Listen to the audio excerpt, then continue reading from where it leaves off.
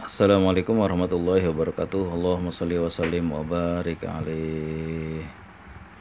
Sallallahu wa sallama ala nabi sayyidina Muhammadin wa alihi wa sahbihi ajma'ina. Sallallahu wa sallama ala nabi sayyidina Muhammadin wa alihi wa sahbihi ajma'ina. Di depan saya ini ada buku Mati Tersenyum Esok Pagi. Makanya saya bikin judul di atas, kalau mati gua bawa apa dan gua mau kemana. Amalan kita sholat, zakat, haji, itu seperti yang ditanyakan kepada Allah oleh Nabi Musa. Nabi Musa kan kalimullah. Nabi Musa bertanya, ya Allah, apa yang amalan-amalanku yang menyenangkanmu? Apakah sholatku, ibadahku, atau perbuatan-perbuatan yang lain, ibadahku yang lain, puasaku? Allah bilang bukan. Sholatmu untuk dirimu, puasamu untuk dirimu. Jadi apa ya Allah yang membuat engkau senang dari amalan-amalanku? Nah, Allah menjawab waktu berkalam dengan Musa, adalah perbuatanmu terhadap hamba-hamba, perbuatan baikmu terhadap hamba-hambaku.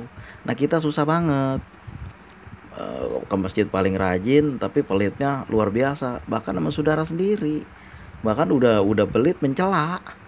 Pelit bagaimana bang maksudnya? Ya inilah yang saya mau bilang. Ya, pelit apa itu? Pelit apa istilahnya ya, kalau bisa? Pelit apa istilahnya ya? Apa itu namanya? Semangat apa sih istilahnya itu? Pelitnya pelit istilahnya apa ya, entah apa bahasanya, pokoknya kalau mempunyai sesuatu, saudaranya kagak ada nih, malah ditampakin, dikasih lihat. Oh, biarin kasih lihat sono, biar dia celam-celam mulutnya. Udah ketahuan orang kagak ada, dia tampakin. Itu bagian dari merusak juga. Jangan seperti itu. Makanya di dalam kitab Talimut Talim disebutkan kurang berkahnya apabila kita membeli makanan pasar. Mungkin bukan langsungnya, tapi membawanya, memamerkan kepada orang yang nggak ada, sebelah kita, tangga kita, saudara kita, apalagi masih kerabat sendiri. Nah, itu bantuan kita, pertolongan kita, kasih sayang kita kepada manusia, itu yang Allah senangi. Nah, begitu. Kemudian kita bertanya, gua kalau mati bawa apa sih?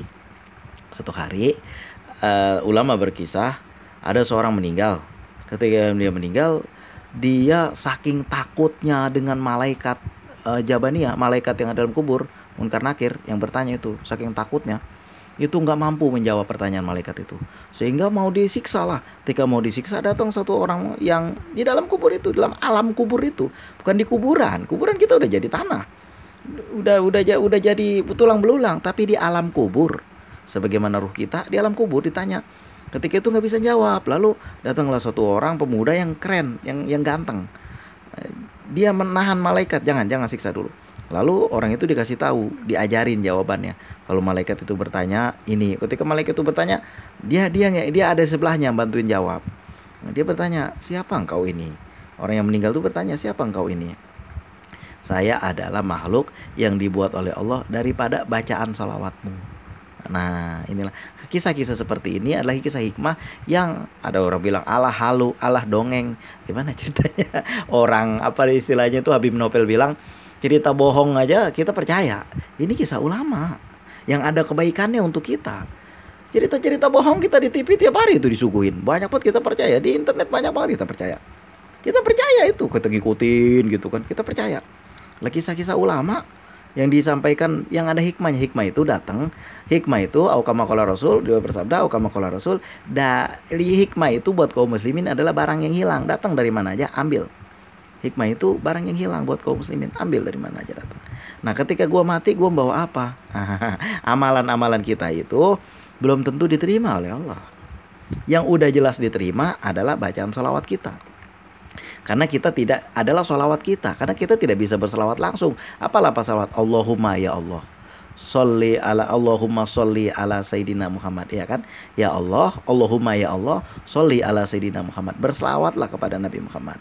Nah, kan begitu. Tidak bisa kita langsung. Bagaimana kalau ditanya bagaimana berselawat? Karena sahabat bertanya, ya Rasulullah, kami kalau bersalam kepadamu tahu, tapi kalau bersalawat kepadamu bagaimana caranya? Nah, sahabat bertanya. Beliau menjawab, au kama qala Rasul, katakanlah Allahumma sholli ala Muhammad wa ala ali Muhammad. Nah, selanjutnya, kama sholaita ala Ibrahim wa ala ali Ibrahim wa barik ala Muhammad wa ala ali Muhammad kama barokta ala Ibrahim wa ala ali Ibrahim fil alamina innaka Hamidum Majid. Nah, itu. Jadi Allahumma sholli ala Muhammad. Lalu sallallahu ala Muhammad. Sallallahu, sholawat Allah atas Nabi Muhammad. Kan gitu. Kita kan bisa langsung. Bagaimana kalau saya ditanya, Bang, bagaimana aja kita bersalawat? Ya saya juga nggak tahu. Sebagaimana yang disabdakan oleh Rasul, au kama qala Rasul, saya paling berkata, Allahumma sholli ala Sayyidina Muhammad wa ala ali Sayyidina Muhammad. Nah, itu sebagaimana yang disabdakan, yang diajarkan Rasulullah kepada kita. Itu yang kita baca. Kalau gua mati, gua bawa apa? Baca sholawat, gua baca sholawat. Yang lain, Bang, sembahyang. Ya sembahyang mah udah wajib. Kan rukun iman ada, rukun Islam ada 5. Pertama, kita membaca syahadat. Kedua, sholat 5 waktu. Itu mah udah wajib, jangan ditanya lagi. Lalu kita ini sholat bukan karena pengen urusan yang lain, tapi karena ini kita hamba. Makanya ketika Ustadz Ebit Leo dari Malaysia itu berkata, orang yang kaya raya, semua orang dibagi sama beliau. Waktu zaman corona, semua orang nggak pandang suku, nggak pandang apapun agama, tetap dibagi, dibantu sama dia. Itu sampai berpuluh truk, bahkan ratus truk itu dibagi. Bahkan keluar negara, sampai ke sini juga dibagi. Itu beliau berkata apa? Beliau mengatakan, kita ini sholat, ibadah bukan karena yang lain, tapi kita ini hamba. Kita ini hamba. Kalau Allah katakan mati sekarang, ya kita mati sekarang. Kalau Allah bilang mati besok, ya mati kita besok. Masalahnya bukan masalah matinya. Kemarin dulu, berapa tahun yang lalu ya, habis zaman corona, Pak Lurah saya, nah, kalau di sini kan, kalau bulan puasa, malam pertama puasa kan ada ceramah. Itu memang jatah Pak Lurah ya ceramah. Nah, Pak Lurah mengatakan di kampung kita ini tahun ini ada yang meninggal cukup banyak, ada 32 orang kalau nggak salah saya dengar, atau 35 orang. Luar biasa dalam 1 tahun itu. Saudara-saudara kita, tetangga-tetangga kita udah ketemu lagi sama kita. Nah, itu. Kalau gua mati besok bawa apa? Amal-amal kita belum tentu. Maka itu kita amalnya itu nanti sebelum ditimbang dicek dulu, apa ada yang bercampur dengan sum'ah, ada yang bercampur dengan ria, ada yang bercampur, itu diperiksa dulu. Tapi kalau baca salawat mah nggak diperiksa lagi, karena salawat itu bukan kita yang berselawat, tapi Allah. Sebab itulah kita banyak membaca salawat. Selain kita mengajarkan perbuatan wajib, perbuatan sunnah, kita juga membaca salawat, karena sholat itu yang menyampaikan adalah Allah. Kalau kita membaca sholat Allahumma sholli ala Sayyidina Muhammad wa ala ali Sayyidina Muhammad, itu Rasulullah akan tahu, akan disampaikan oleh malaikat. Kan ketika ada sahabat bertanya, ya Rasulullah, pada saat itu engkau telah tiada. Dalam bahasanya itu engkau sudah menjadi tanah. Bagaimana salat itu sampai kepada engkau? Rasulullah bersabda, oh kama qala Rasul, bumi diharamkan oleh Allah untuk memakan jasad para nabi. Nah, itu. Jangankan para nabi, ulama-ulama aja banyak yang seperti itu, yang masih ada, udah bertahun-tahun itu masih ada, 20 tahun bahkan ratus tahun masih ada itu, apalagi para nabi. Nah, itulah disampaikan, dikasih lihat sama malaikat, ya Rasulullah, ini bacaan salawat dari si Anu bin Anu di kota Anu. Nah, itu malaikat menyampaikan kepada Rasulullah. Begitu yang saya dengar dari para habaib. Nah, begitulah kita membaca salawat. Jangan kita udah ketahuan kita umat Nabi Muhammad, kita umat Islam, salawat aja masih ditentang. Jangan muji manusia, nanti jadi musyrik. Ya musyrik loh. Kalau sama bosnya, sama yang ngasih gaji, luar biasa hormatnya. Tapi sama Rasulullah, bahkan itu saya dengar di suatu tempat, di mana ya, di Sumatera, saya lupa tempatnya di mana. Itu ada suatu acara, kita sampaikan kepada salawat dan salam, kita sampaikan kepada Muhammad. Lalu ada orang yang dari biasa-biasa aja, dia bilang, dia langsung disebut nama itu orang yang bilang kayak gitu. Kenapa nggak sopan sama saya? Lu bilang Rasulullah Muhammad aja, nggak ada Sayyidinanya. Aku juga begitu lagi. Ada orang yang tingkat kecintaannya kepada Rasulullah tinggi. Seperti itu juga kita. Orang-orang yang baca salawat, mudah-mudahan amal ibadahnya bertambah. Memang begitu. Banyak orang yang melapor kepada saya, Bang, saya tadinya sholat tahajud udah males banget, sholat duha males, tapi kenapa ya ketika saya membaca salawat jadi rajin, sholat juga tepat waktu. Memang seperti itu. Saya pun berpikir dulu begitu, gue baca salawat aja banyak-banyak, kenapa sholat sunat gak gue kerjain? Sholat sunat duha, sholat sunat. Bahkan kalau malam minggu itu kita usahakan untuk sholat tasbih. Sholat tasbih kan panjang. Itu yang diajarkan oleh Rasulullah kepada sahabat beliau Abu Jar. Lama-lama kita melaksanakan sholat sunat. perbuatan-perbuatan sunnah Rasulullah kita ikutin. Dan lama-lama ketika kita membaca salawat, ibadah kita meningkat. Mudah-mudahan besok pagi, besok kapan-kapan kalau kita meninggal mati tersenyum, esok pagi kita bisa benar-benar tersenyum. Nah, ketika kita meninggal, gua bawa apa ketika mati? Itu ada dulu di dekat di kampung saya, cuma bukan di sini. Ketika masih saya tinggal di kota, itu ada suatu rumah besar banget rumahnya, besar bener rumahnya. Lalu nggak ada orangnya. Saya tanya, ini rumah siapa? Gede banget, serem banget ini dalamnya ini. Ini mah udah tempat sarang uka-uka kayaknya. Udah itu rumah gede tapi serem, nggak ada orangnya. Udah malam itu serem, siang aja lewat situ orang Betawi bilang samun. Samun itu angker. Itu orangnya di belakang adanya. Di belakang, iya kuburannya 2 orang suami istri. Oh, emang anaknya kemana? Anaknya yang satu di Australia, yang satu lagi di Jakarta, yang satu lagi udah meninggal kena tsunami, dibilang. Oh, jadi rumah ini nggak ada yang nempatin, ya udah begitu aja. Sampai kapan itu coba? Kayak begitu aja tuh. Begitu aja kan. Kita bawa apa, itu rumahnya gede banget, yang dulu dibilang sama masyarakat kampung, ini istrinya ini susah banget orangnya. Kenapa? Kalau suaminya ngasih sedekah kain segala macam kan kepada janda-janda tua, kepada orang-orang susah, besok diambilin lagi. Nah, itu sekarang buat apa itu? Nah, ada suatu kisah ketika itu ada satu anak yang bermimpi tentang ibunya. Biasanya kan yang suka pelit-pelit begitu. Ibunya bermimpi, ibunya tuh dikejar sama api segede gunung apinya itu.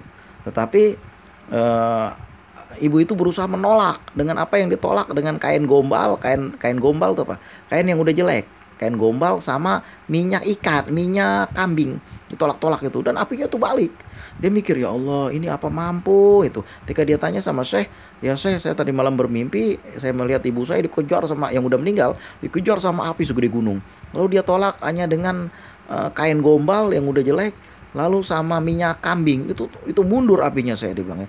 Kenapa ya, Syekh? Mungkin ibumu itu dulu ya bersedekah dengan itu, dengan 2 barang itu aja. Coba kalau misalnya sedekah kita banyak, insya Allah kita dibentengi dari itu semua. Besok meninggal bawa apa? Besok gua mati bawa apa? Nah, banyak-banyaklah sedekah, banyak-banyaklah membaca sholawat. Sambung silaturahim dengan saudara, dengan kerabat, dengan kaum muslimin. Memberi tentu saja kepada siapa? Kaum kerabat dekat dulu, akrobin, kaum kerabat dekat kita dulu. Kemudian berbuat baik kepada kaum kerabat dekat dulu, nanti baru setelahnya kepada orang-orang lain. Nah, itulah, mudah-mudahan dengan itu Allah memberikan kita bekal untuk mati, karena kita hidup ini bukan sekarang doang, nanti kita suatu saat mati, suatu saat kita akan pindah ke alam lain. Ketika saya ditanya sama kawan saya, Saleh, kira-kira mau nggak Saleh saya kasih makan makanan bayi yang ada dalam perut? Nggak mau, emang kami jijik. Nah, begitu juga kita kan, ketika kita dia ada di alam lain, kita nggak mau lagi makan makanan yang ada di dunia. Misalnya ada di surga, kita nggak mau lagi makan makanan yang ada di dunia. Dia bilang, mudah-mudahan ada berkahnya, mudah-mudahan ada manfaatnya, mudah-mudahan kita bersiap. Kita nggak tahu kan kapan kita meninggal. Nah, kalau kita selalu berkata, untuk apa baca sholawat, satu saat nanti kita akan perlu dengan sholawat. Ada banyak kisah yang disampaikan oleh Syekh Ali Jaber itu. Kalau kita panjang lagi nanti kalau kita berkisah. Insya Allah di video-video yang sudah pernah saya berkisah. Kalau kita merasa males, merasa segan, males untuk berselawat, ingat besok gua mati bawa apa. Itu aja. Kita baca selawat, kita membaca Al-Quran, kita membaca bersedekah. Laula akhortani la aqsadaku akun minas solihin. Andai kata orang yang meninggal ini dibangunin lagi, apa yang mau dikerjain? Saya akan beramal soleh dan bersedekah, katanya. Barakallahu fikum, mudah-mudahan ada hikmahnya. Ketika kita malas berselawat, ingat besok kalau gue meninggal gue bawa apa. Barakallahu fikum, terima kasih atas segala perhatian, mohon maaf atas segala kekurangan. Sallallahu wasallam ala nabi sayyidina Muhammadin wa alihi wa sahbihi ajma'in. Assalamualaikum warahmatullahi wabarakatuh.